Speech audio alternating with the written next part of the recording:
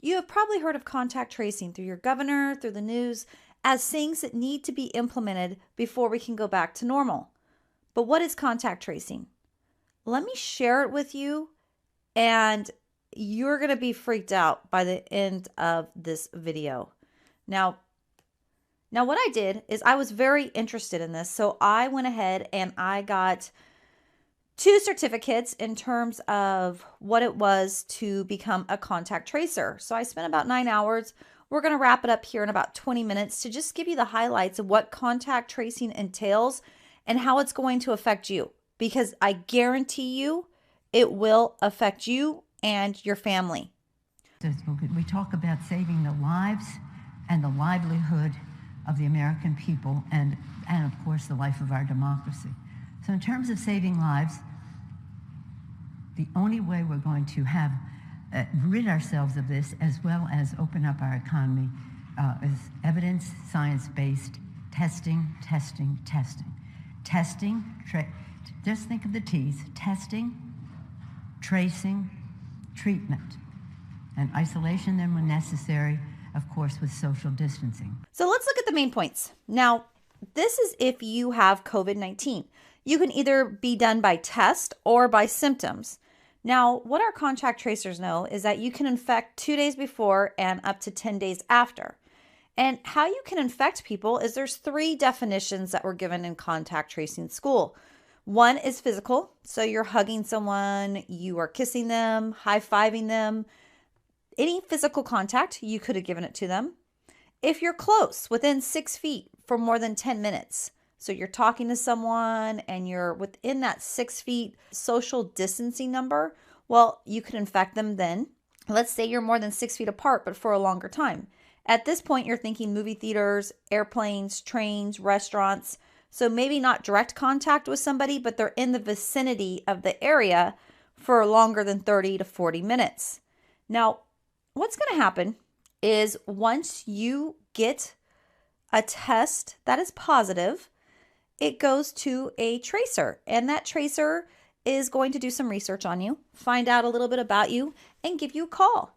Now, they're going to tell you that you tested positive and that you need to be isolated for a minimum of 10 days on the onset, and it has to be within no fever for 3 days. So if you're on day 9 but you still have a fever, you need to add another 3 days until your fever is cleared. And by isolation, I mean total isolation. This is nobody near you. Even your dog can't be there. So you can see here that specifically with a person that is symptomatic, they should maintain separation from household animals as they would any other household members and avoid direct contact with any of your pets. So you cannot contact your pets, people, anybody in your family. You need to be completely isolated. Now, what that means is you could have to go into a hotel room.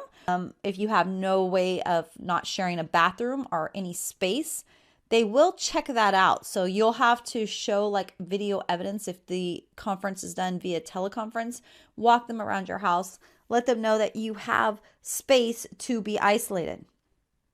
Now the next is quarantine. Quarantine means I am healthy. I have no symptoms. I have not contracted the disease. But maybe for 14 days, they're going to check to make sure that I haven't.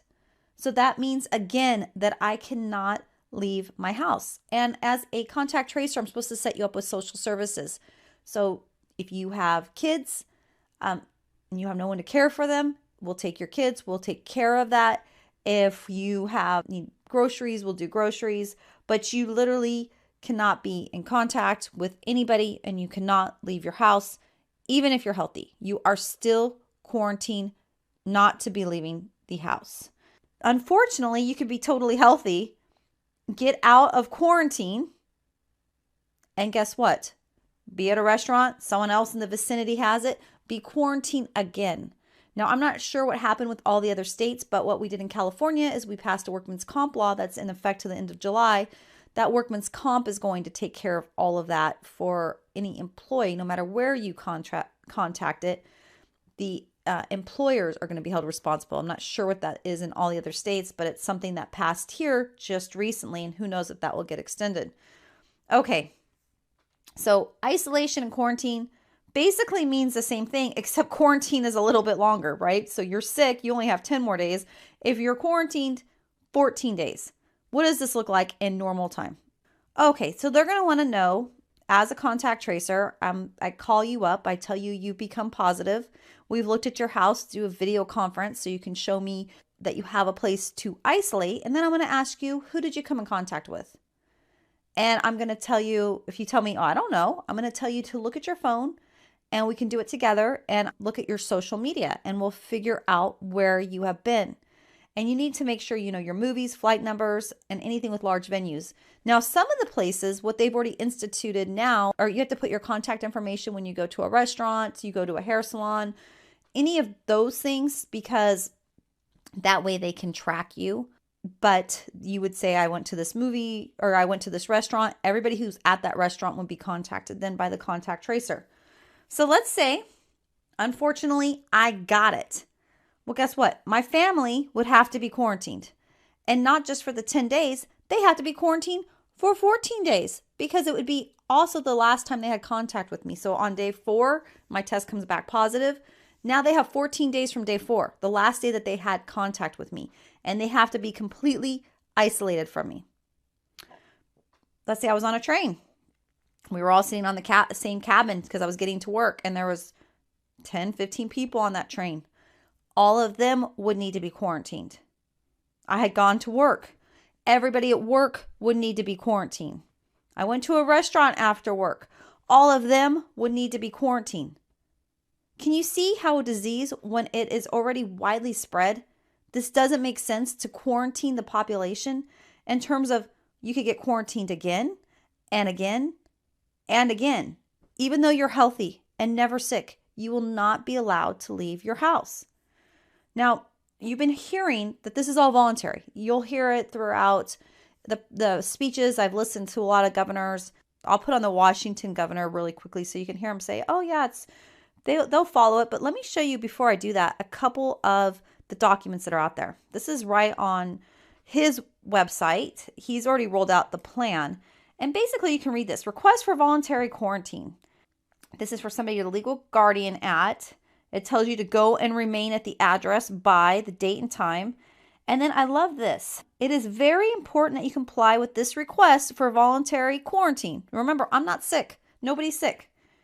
Your health and the health of others depend on it.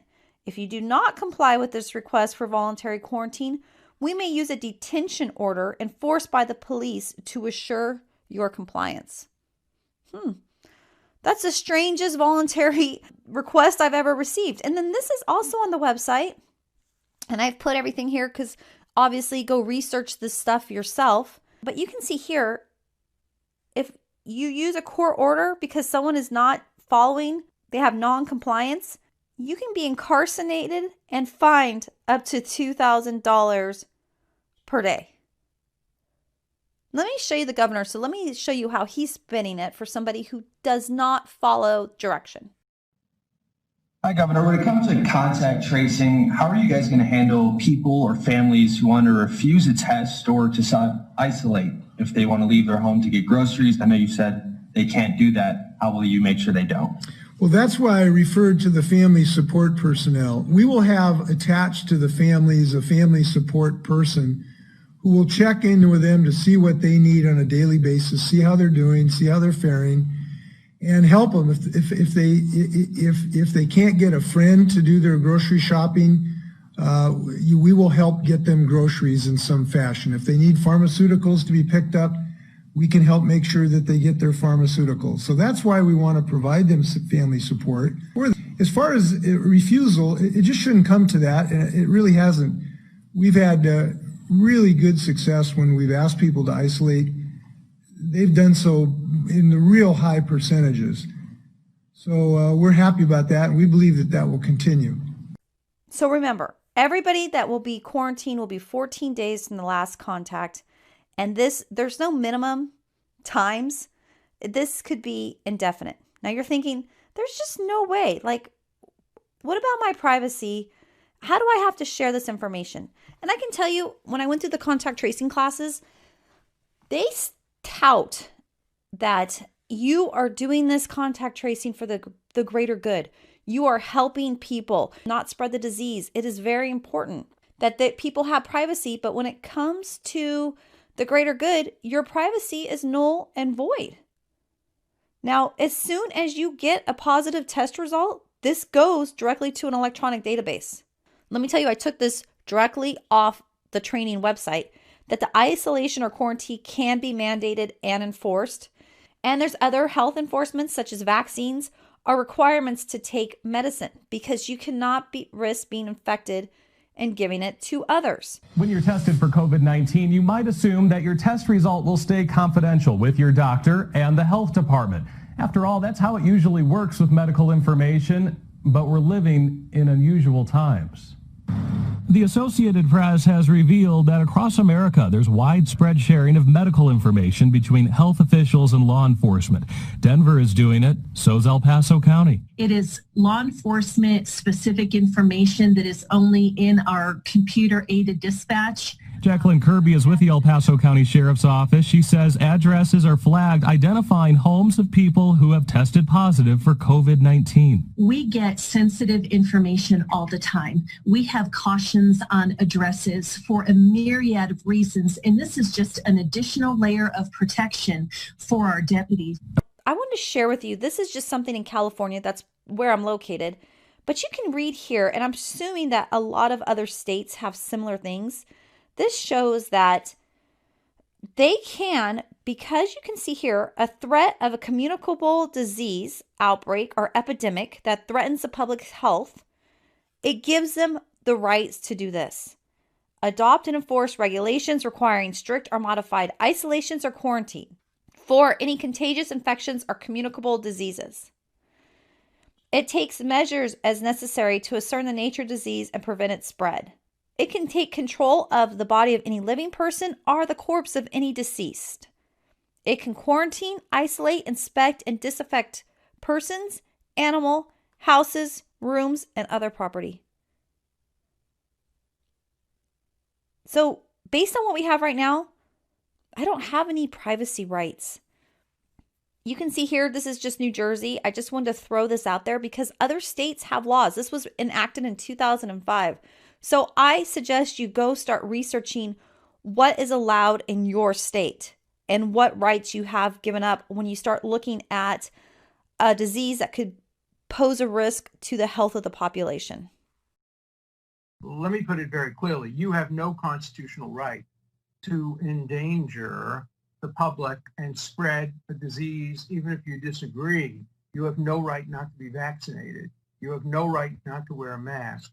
You have no right to open up your business. Wait, can I stop you?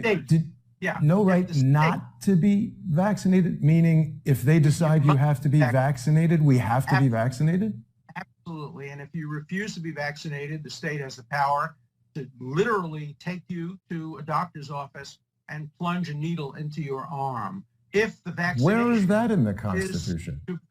If the vaccination is designed to prevent the spreading disease. If the vaccination is only to prevent a disease that you will get, for example, if there's a disease that will kill you, you have the right to refuse that, but you have no right to refuse to be vaccinated against a contagious disease. Public health, the police power of the Constitution, gives the state the power to compel that, and there are cases in the United States Supreme Court. So they talked about tools available for contact tracing because they said, in California, we're supposed to have 20,000 contact tracers for our population. They said you might get a lot of these cases. So you might be doing a couple 100, 500,000 a day. How else can we do it? And I thought this was weird, but they talk about China and North Korea. They say China and North Korea have a great system because they have a centralized database. And this database has everybody's phone number and they're given a unique code. And these codes track them through GPS. So as soon as they're in contact or somebody has it, they can send a notice out to everybody and they automatically know that they've been infected. We don't have that in the USA, so it was weird that they brought that up. However, they wanted to share was a great system. They started talking about the USA and that they have smartphone apps and also that businesses should be taking information if somebody comes infected at this point until apps are more widespread. I wanted to share about apps because you've heard they're voluntary. They're voluntary. And right now in the US, there's some apps out there, and we'll look at those, but they're about 2% of the people have downloaded them. And they said they need at least 50 to 70% of the population to download it to make apps effective. But how do these apps work? Well, let me share what they're doing in India. So India released an app, and they said this is a voluntary app. You do not need to download it. However, get this.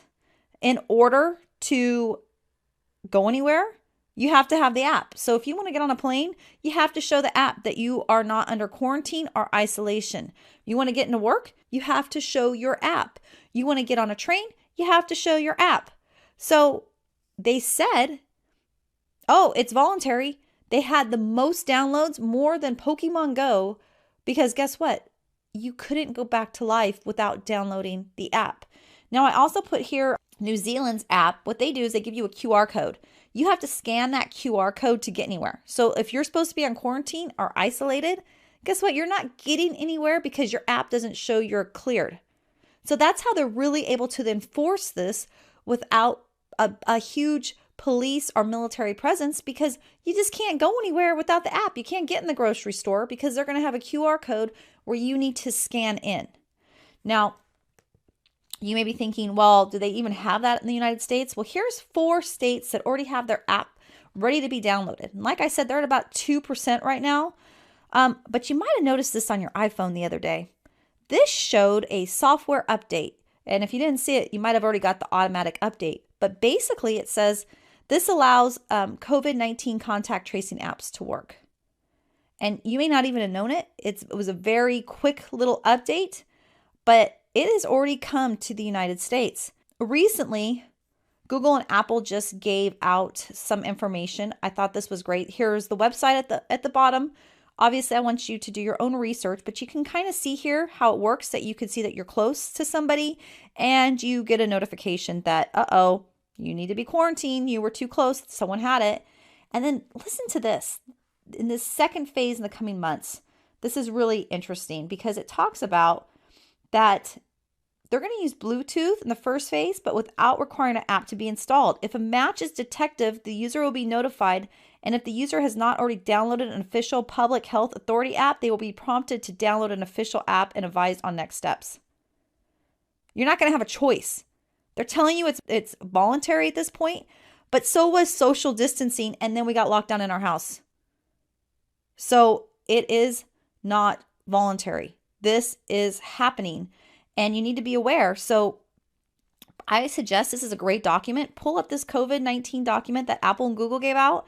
It really talks about all the different things that are going to happen because of the app. And it is scary. Just to kind of share with you the different states. If you think your state is exempt because of, it might be a red state versus a blue state, every state is doing this. Okay, so I would suggest checking out this bill, HR 6666. And basically, there's $100 billion that they're asking for 2020 and additional years for subsequent fiscal year financing for 2021 and beyond. So if you think this isn't happening and you think they're not investing a lot of money in it, they are. They're trying to get $100 billion to track and trace us and keep us quarantined. How do you think they're going to allow you to get back into society without being quarantined and isolated again and again and again, especially as disease spreads or we do more testing and we realize that maybe there's a lot of people out there that have it that just don't show symptoms, but they'll need to be isolated. You'll see that there's 120 antibody tests. In general, these tests are not reliable for the individuals to act based on the results. So basically, they're saying even if you had antibodies at the coronavirus, it's still unknown if that protects you from getting sick again. There's probably only one way that you're going to be able to get out of your house, and that's going to be vaccinated. So just watch out for that because that is really becoming a hot topic of the vaccination, and that might be the only way that you're going to be released out of this tracking and tracing in terms of being allowed to go into stores. I wanted to share this last video with you, and I thought it was interesting. I'll put it that way and end with that video. But start thinking about this tracking and tracing and really, what's the purpose? It makes sense if something was small and the outbreak was small and they could actually track and trace it. But at this point, it's so widespread. What is the value? With that, Jack Windsor, WMFD TV, Mansfield. Governor, I'm the last question, and my question is for you, and it's going to be a very sensitive question, and I'm going to do my best to be intentional so that it's not misrepresented. Today, it sounds as if we're pivoting from COVID to larger social issues like housing, education, and transportation. I know in past pressers we've learned about Dr. Paul Farmer and Partners in Health working with us on contact tracing. Looking at the Partners in Health website, contact tracing seems to be part of a larger social agenda for Partners in Health. The site states a vision to rectify, quote, structural violence of capitalism, which the organization sees as the root cause of things such as racism, gender inequality, xenophobia, and homophobia. Now, I'm not questioning the injustice of those things, Governor, so let me be very clear about that. What my question is, can you tell us why you chose to partner with an organization that demonizes capitalism and seems to be rooted in liberation theology based on Marxist ideals? Well, I've never always agreed with Paul Farmer, who started it, and many of his ideas. But he and the organization have had an ability to deliver health services. My wife Fran and I are very familiar with this in Haiti. We've seen what he has done in Haiti. We've visited Haiti over 20 times, and so that's just something that we do in our private lives. And so, the Partners with Health, you don't have to accept the ideology of Paul or anybody else. But what I'm interested in is getting things done. And they're not the ones who are doing it on the ground. People who are going to be doing it on the ground are Ohioans. But they serve as a consultant. They have done this type of work not only in the United States but around the world. They're pretty darn good at it. And so I'm going to take help from wherever I can get help and wherever I find expertise. I don't have to agree with everyone's ideology or what they think about everything in the world, and to accept that, to be able to use their help. We're in a war. We're in a battle. We're going to put the best people we can on the field. The best people are the Ohioans, but we're going to get some help from this group because they've done some of these things before.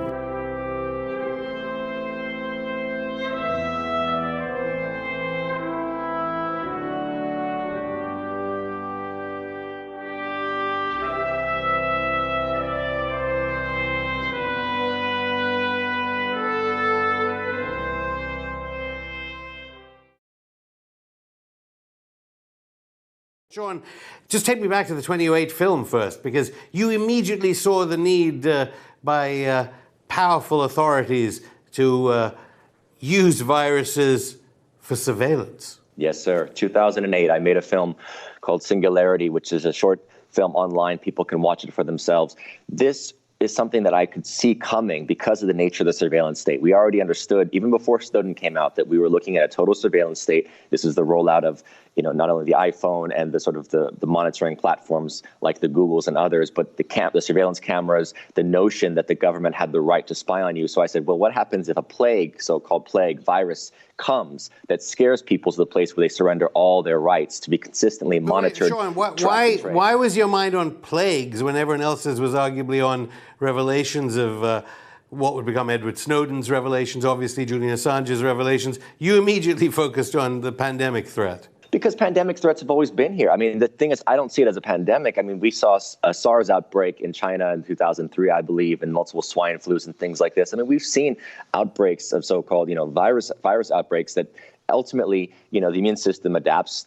Some people die, just like every flu season. There's new flu viruses. It's just, this is part of the evolution. But people can be so scared by the notion of a virus or a plague because it's an invisible thing that I believe that the government and the scientists, you name it, within the NIH, within that system of power, big pharma, controlled medicine can essentially tell you, well, we have to control you, monitor you, surveil you at one level to make sure you're not sick, but then at a deeper level to take away your civil liberties, as we're seeing now with the idea that you can't even question COVID or offer different alternative theories about the medicine or give a platform to other doctors who challenge the NIH, American Medical Association mainstream perspective. What's happening on Facebook and YouTube? They're being shut down. That's the kind of censorship that's only the beginning of this Orwellian state, and it's something that I showed in my short film 12 years ago.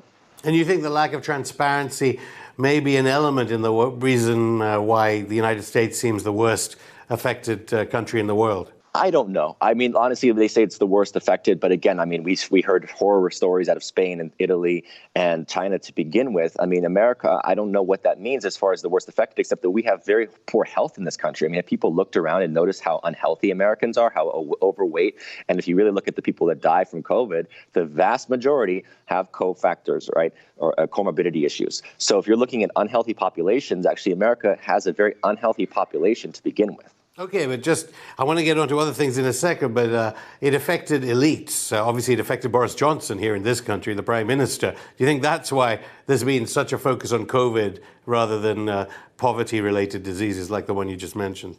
You know, the reason there's a focus on COVID is because we're told there's a focus on COVID. If we wanted to wage a war on good health, for example, the whole planet, I think, we might want to change its attitude towards pesticides, GMOs, glyphosate, you know, that has been sprayed on us and now it's in our water supplies. There are many things that we could focus on. But we instead choose to say, well, wait until a virus comes that we can then terrorize the population with. Everyone wear a face mask, which essentially gags you and puts you into a position of feeling disempowered, as opposed to saying, wait, let's focus on the human individual health and our sovereignty over our body and how ultimately we have to make the right decisions for our body, for our immune system, because we are full of viruses all the time. That's what people forget. We literally have who knows how many countless billions, trillions of viruses, bacteria within our body every moment. That's what it is to be alive. So we have to focus as an individual on maintaining our health as opposed to the old school model, which is not preventative medicine and healthcare, it's reactive, which is take this, make this vaccine, or to make it go away, or this pill to make it go away, as opposed to saying, well, you can't make these things go away. All you can do is learn how to adapt to live with them.